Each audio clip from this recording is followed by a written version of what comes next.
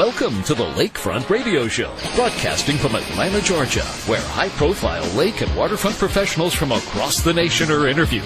Now, here are the hosts of the show, Chuck and Mary Thompson. How you guys doing today? Hey, we're doing great for a Friday. It's another beautiful day in Atlanta. Is it every day Friday for you guys? Pretty much. Oh, yeah. Pretty much. Yeah, we don't believe in any other day of the week. Hey, did you happen to catch that show last night, Dangerous Crossing, about cruise ships going along the Columbia River? No. That was. I have to work. You guys had time for TV? It didn't come on until 11 o'clock. You mean you had to wake up? A very interesting show, and it dovetails perfectly into our guest today. We are very happy to have Captain Larry Walker, United States Coast Guard licensed navigator, who owns Worldwide Marine Training, and he has cruised many of the major water bodies and intracoastal waterways, including the Panama Canal, U.S. Virgin Islands, Pacific and Atlantic Oceans, Mississippi River, the 5 Great Lakes, Bahamas, and Bermuda. He is also the navigation expert on BoatUS.com's website under the Ask the Expert resource pages. Good afternoon, Larry.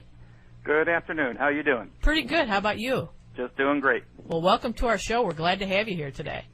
I appreciate that. Larry? Yep. I've got to say you have a very impressive resume. Well, thank you very much.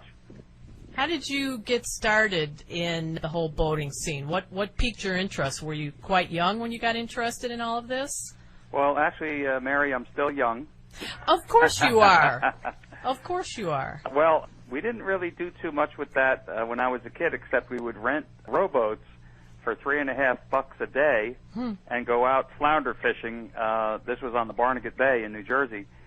And then I went in the Navy for 4 years. I had nothing whatever to do with navigation. While I was aboard ship, I was in engineering. Ah. In fact, I was what they call a snipe, which I think Chuck was also. Yes. Oh, my gosh. Yeah, down below decks. Right. And so then once I got out, I went to college and worked and eventually went into business, and I started making money into boating. What did you major in? I majored in accounting for a Bachelor of Science and then marketing for an MBA. Okay.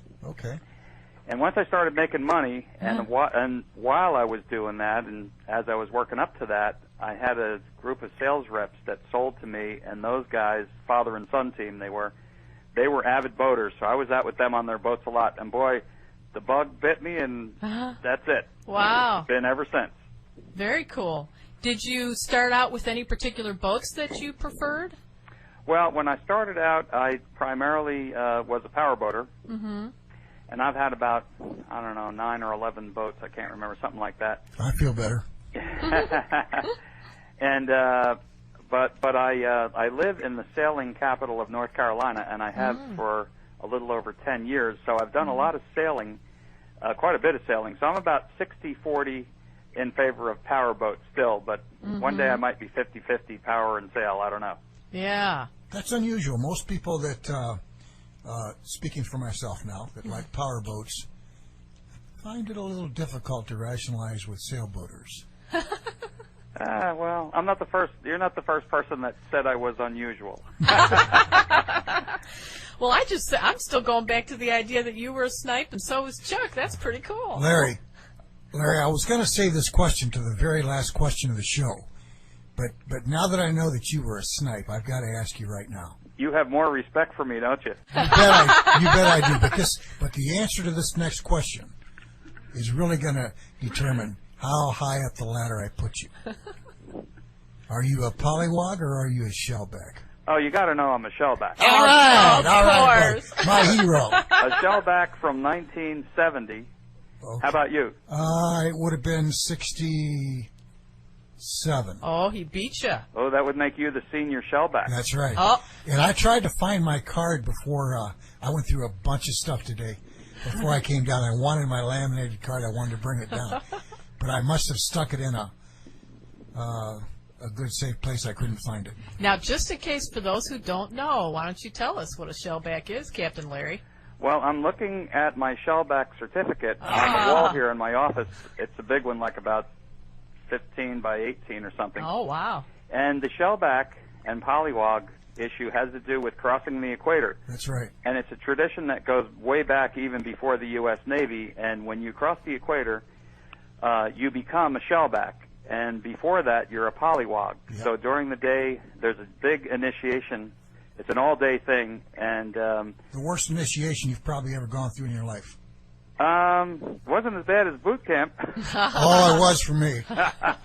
So what happens? What's this initiation? Well, what happens is, first of all, it's to the best of my knowledge, it's the only time that a commanding officer of a U.S. Navy vessel voluntarily turns over command of the ship to somebody else. That's right. And who takes over the ship is King Neptune, who is the senior-most shellback on board, not meaning in rank, but senior-most by who crossed the equator the furthest back in time. And he takes command of the ship. They put it in the ship's log. They fly the Jolly Roger. That's the only time I believe the Navy ever does that, which is the skull and crossbones. Uh-huh. And then all day long, the people who have crossed the equator once before, they get to initiate you. So you're on your hands and knees from the time you wake up in the morning. You're crawling around on the deck. They're whacking you in the hind end with short pieces of fire hose.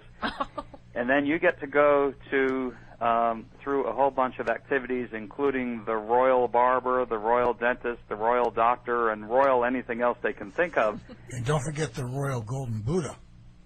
Oh, yeah, kiss in in the the Buddha's baby's belly. belly. Yeah. Ooh. What they do is they take the guy with the biggest stomach who's been a shellback before, and they put black axle grease all over his belly, and then they push your face into it.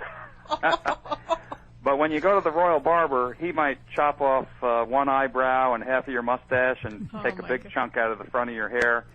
And then when you go to the royal dentist, he'll put a funnel in your mouth, and he can pour anything in that funnel he feels like. He'll put eggs with the eggshells, vinegar, you name it.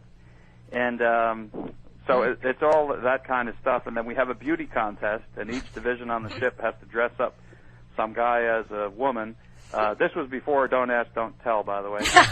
And when Chuck and I were in the Navy, it was don't even think about it. That's right. No telling anything. Did you have to wear your dress blues? No, we didn't have to wear our dress blues, but the chiefs had to wear T-shirts and ties and dance with each other. That was pretty good. Well, we had to wear dress blues. It was pretty hot. Oh no, we didn't wear our dress blues. We were in our dungarees, the old-fashioned bell-bottom dungarees. Yeah. And then at the end, when it's all done, you have a big cookout outside, and everybody's real happy about it. But your hair looks bad. Oh yes. Oh my gosh! Hey, you mentioned something about bell-bottom dungarees, and there is kind of a little procedure that you were discussing about how the sailors use those as a life preserver. Tell us about that. Yeah, that's right. In basic training, which in the Navy we call it boot camp, one of the things that they used to do when they had bell-bottom dungarees, back when Chuck and I were in there, hey, Chuck, that's when men were made of steel and ships were made of wood. Remember that? That's right, and women liked it that way. And women loved it. Yeah, the women loved us all back then.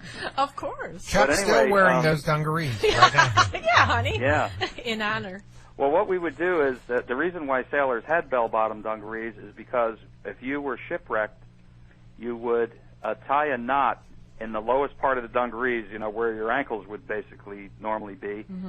You'd have the dungarees off, and they would be wet. And what you would do is you'd flip them up over your head, filling them with air, because when they were wet, they would hold air.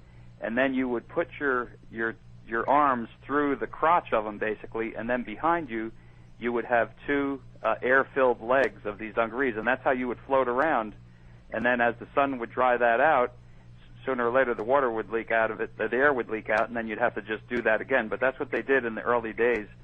And frankly, we teach all this kind of stuff now with more modern equipment, but I can't ever remember wearing a life jacket or having a life jacket when I was in the Navy. So it's possible, that at some point before life jackets, that's all you had.